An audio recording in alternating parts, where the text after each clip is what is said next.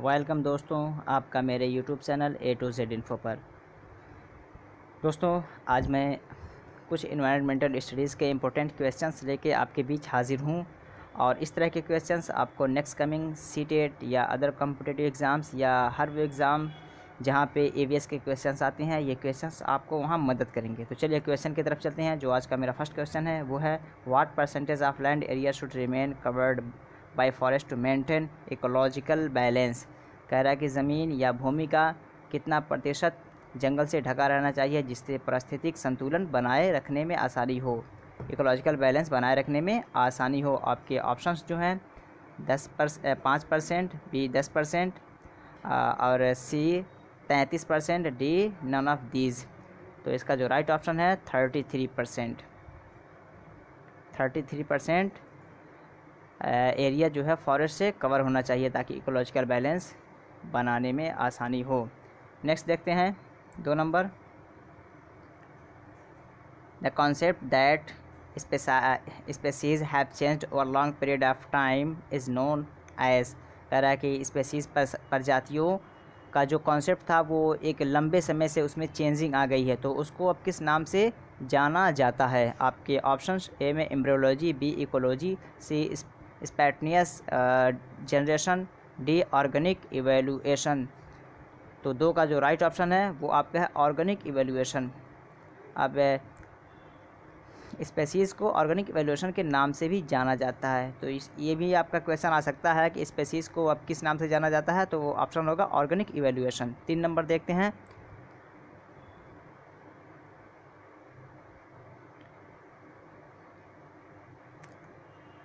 हाँ, 3 नंबर। In an ecosystem bacteria are. कह रहा है कि इकोसिस्टम में बैक्टीरिया क्या हैं। आपके ऑप्शंस जो हैं सेकेंडरी कंज्यूमर और be primary consumer, C producers, D decomposer. तो इसका राइट ऑप्शन जो है वो आपका है डिकम्पोज़र, यानी 3 का डी राइट ऑप्शन है। ये बैक्टीरिया जो है डिकम्पोजिंग का काम करते हैं। डेड बॉडी के जो ऑर्गन्स होते हैं उनको ये खा जाते हैं, तो जो इंसेक्ट्स होते हैं उनके लिए डिकम्पोजिंग का काम करते हैं, तो इसी वजह से इसका डी राइट ऑप्शन है। नेक्स्ट देखते हैं 3 नंबर।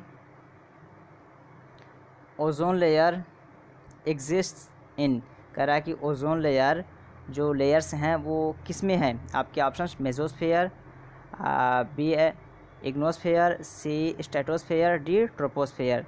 तो पहले मैं इसका आंसर बता दूं, 4 का जो राइट आंसर है वो आपका स्ट्रेटोस्फेयर।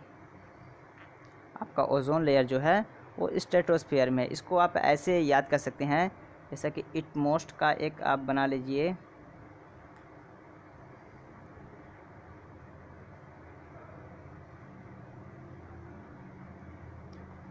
OST। तो इस तरह अगर आप अपने दिमाग में रखेंगे इटमोस्ट, तो ई से हो जाएगा एग्जोस्फेयर, और टी से हो जाएगा थर्मोस्फेयर, एम से हो जाएगा मेसोस्फेयर, और स्ट्रेटोस्फेयर में ही आपका ओजोन लेयर है। तो छोटा ओ जो है ये आपका स्ट्रेटोस्फेयर के अंदर ओजोन लेयर आ जाएगा। और आपका लास्ट जो है ये टी ट्रोपोस्फेयर, ये हाईएस्ट टू लोवेस्ट है, यानी ऊपर से नीचे के जानिब आएगा। इसका सीक्वेंस है, ये ट्रिक आप याद कर लीजिए इटमोस्ट, तो आपको लेयर सारे याद हो जाएंगे आसानी से।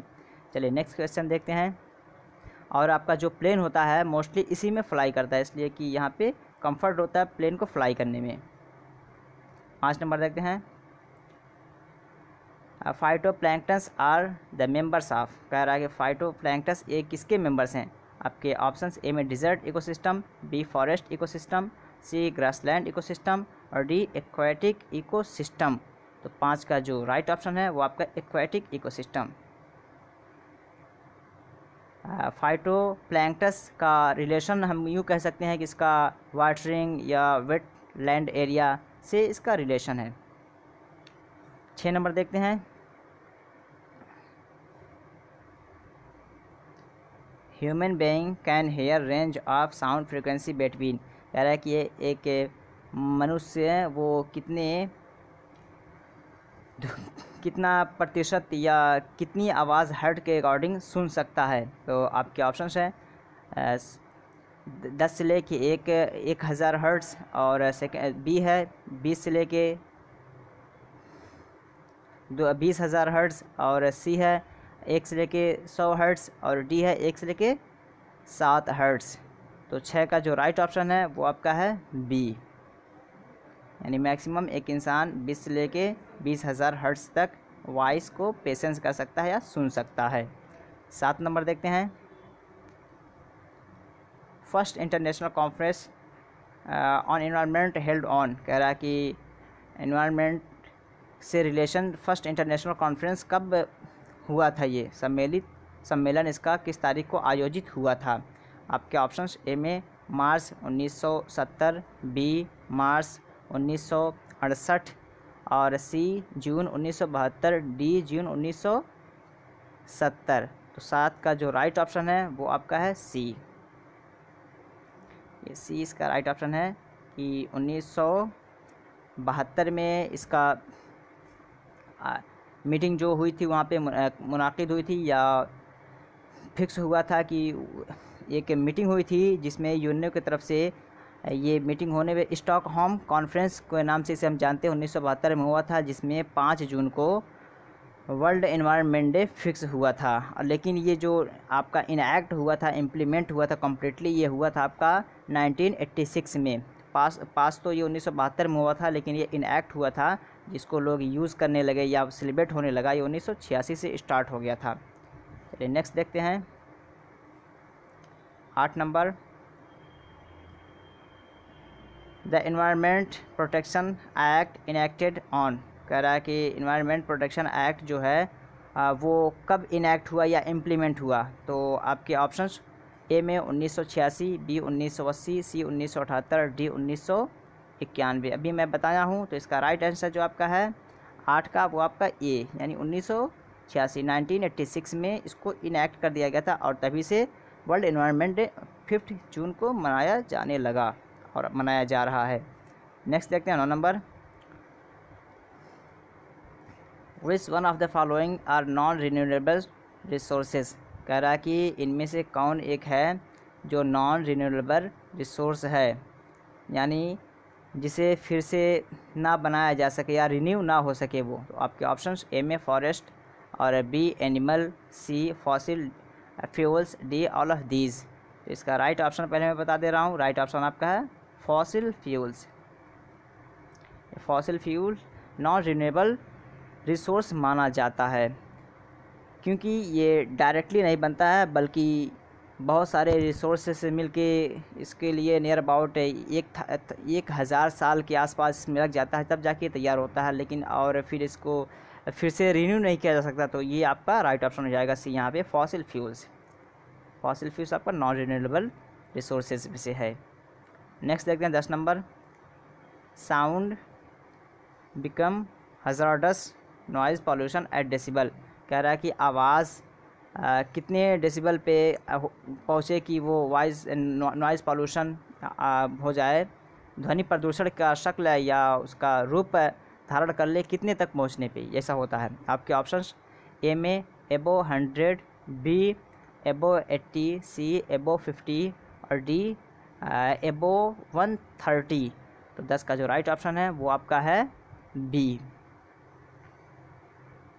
बी इसका राइट ऑप्शन है कि एबो 80 पे एबो 80 से होने पे ये नॉइज़ पॉल्यूशन का रूप धारण कर लेता है और ये हार्मफुल है।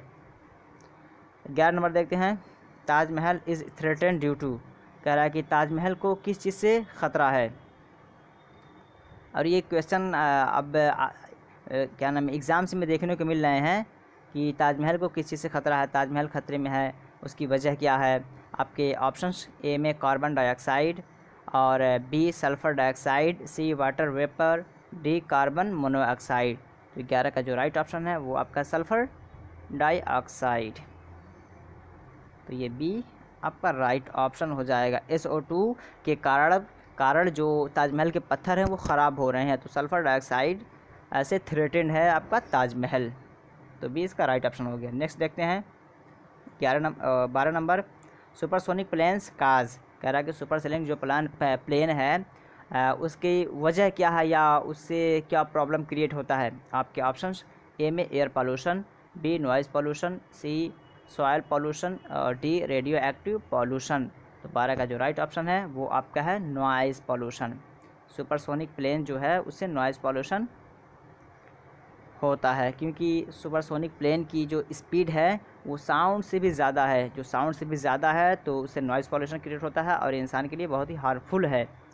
पेशेंस करना, बहुत ज़्यादा इसकी आवाज़ है, उससे नॉइज़ पॉल्यूशन क्रिएट होता है। 13 नंबर देखते हैं। Almost 99% of clean air consist of two gases which are. कह रहा है कि इनमें से दो गैस का कॉम्बिनेशन है, कौन सा एक ऐसा गैस है जिसमें 99% गैस पाए जाते हैं। आपके options oxygen and carbon dioxide, B nitrogen and carbon dioxide, C nitrogen and oxygen. तो 13 का जो राइट ऑप्शन है वो आपका है डी,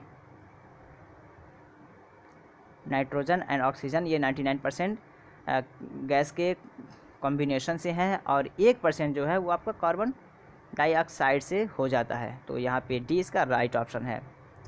नेक्स्ट जो है वो है 14 नंबर।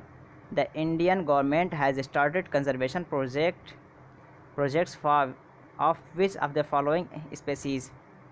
कह रहा है कि इंडियन गवर्नमेंट ने एक प्रोजेक्ट चलाया है जिसमें प्रजातियों की सुरक्षा से related Indian government has started conservation project of which of the following species की इसमें जो प्रजातियां हैं उनमें से किसके लिए कंजर्वेशन प्रोजेक्ट चलाया गया, गवर्नमेंट ने चलाया है। आपके ऑप्शंस जो हैं ए में crocodile, B turtle, C tiger, D all of the above. तो ये सारे के सारे स्पेसीज़ इंसान और इकोलॉजिकल सिस्टम इकोलॉजिकल बैलेंस को मेंटेन रखने के लिए बहुत ज़रूरी है। तो गवर्नमेंट ने जो कंजर्वेशन प्रोजेक्ट चलाया है इन तमाम के लिए। तो 14 का आपका डी ऑप्शन राइट हो जाएगा कि इन तमाम के लिए गवर्नमेंट ने कंजर्वेशन प्रोजेक्ट चलाया है कि इन्हें मेंटेन रखा जाए। नेक्स्ट देखते हैं 15 नंबर और आखिरी आज का है ये। How much percentage of nitrogen consist in earth atmosphere. कह रहा है कि अर्थ एटमॉस्फेयर में कितने प्रतिशत नाइट्रोजन होते हैं। आपके ऑप्शंस ए में 12 और बी में 25, सी 78, डी 92।